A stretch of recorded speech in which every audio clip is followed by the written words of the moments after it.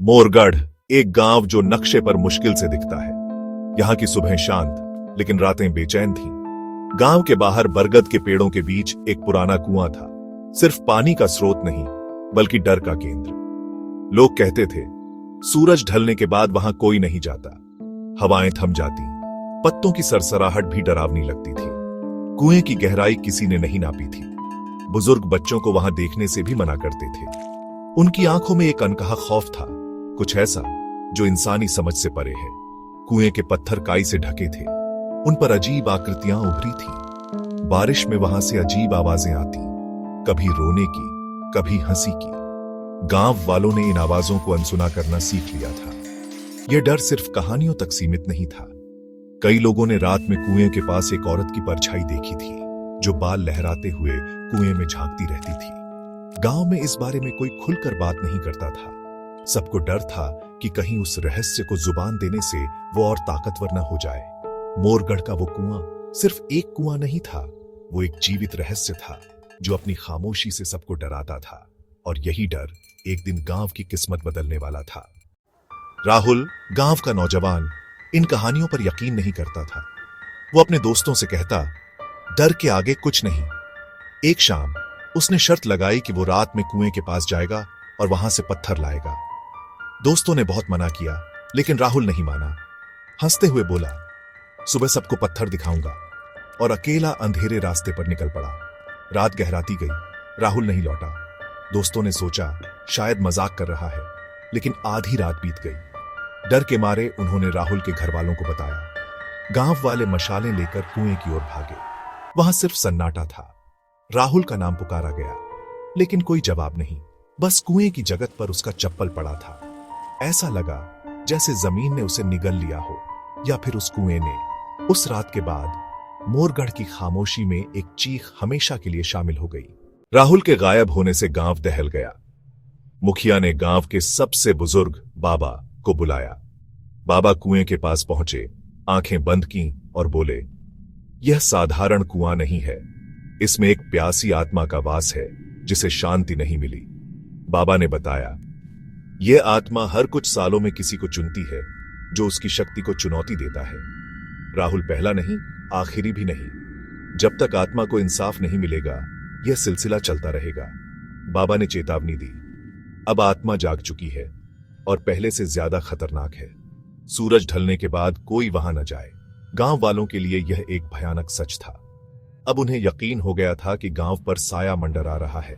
राहुल का गायब होना अब एक चेतावनी बन चुका था, लेकिन कुएं की प्यास अभी बुझी नहीं थी।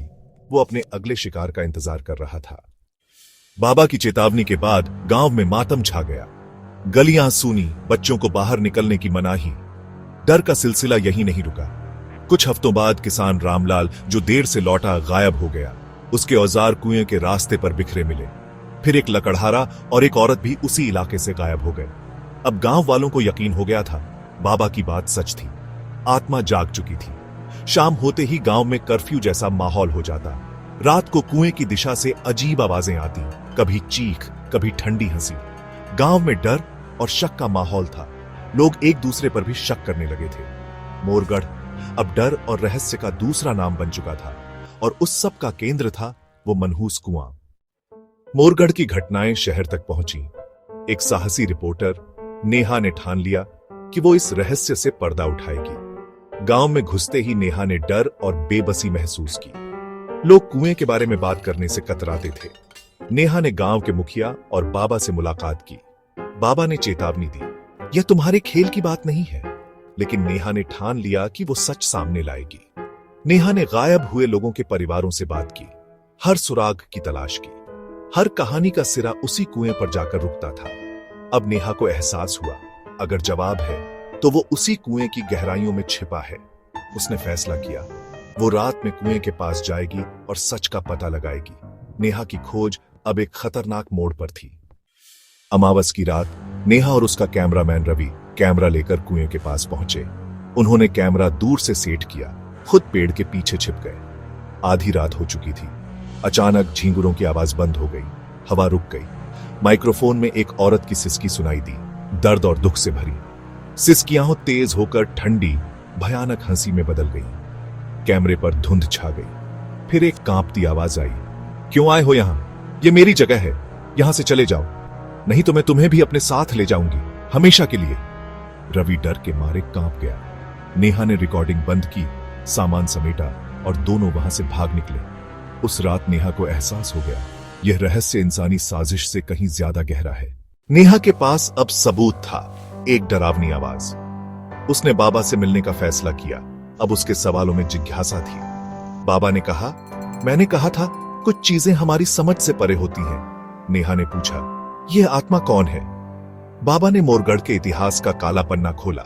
40 साल पहले गांव में राधा नाम की औरत रहती थी। राधा सुंदर थी, जड़ी बूटियों का ज्ञान रखती थी। कुछ लोग उससे जलते थे। उन्होंने अफवाह फैला दी कि राधा डायन है। एक रात गांव में बीमारी फैली। गुस्साई भीड़ ने राधा को डायन करार दिया और उसे उसी कुएं में फेंक दिया। राधा की आखिरी चीखें कुएं की दीवारों में गूंजती रहीं। उस दिन के बाद कुआं मनहूस हो गया।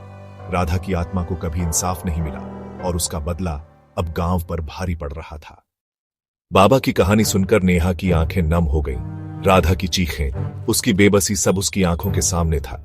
बाबा ने बताया, कुछ साल बाद जिन लोगों ने राधा के खिलाफ साजिश रची थी, वो रहस्यमयी मौत मरे। गांव वालों को एहसास हुआ ये राधा की आत्मा का बदला है। तब से गांव वालों ने कुएं की तरफ जाना बंद कर दिया। नेहा ने पूछा, क्या इसका कोई उपाय नहीं? बाबा बोले, अगर समय रहते गांव वाले अपनी गलती मान लेते तो शायद आत्मा शांत हो जाती। अब वो सिर्फ बदला चाहती है।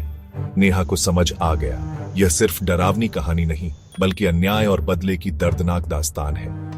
गांव वाले अपने पूर्वजों के पाप की सजा भुगत रहे थे और राधा को कभी इंसाफ नहीं मिला। यह चक्र सालों से चल रहा था और शायद हमेशा चलता रहेगा। नेहा की रिपोर्ट ने इलाके में सनसनी फैला दी। कुछ लोग डर गए, कुछ ने इसे रोमांचक कहानी समझा। अर्जुन, एक यूट्यूबर, ने मोरगढ़ के कुएं पर वीडियो बनाने का फैसला किया।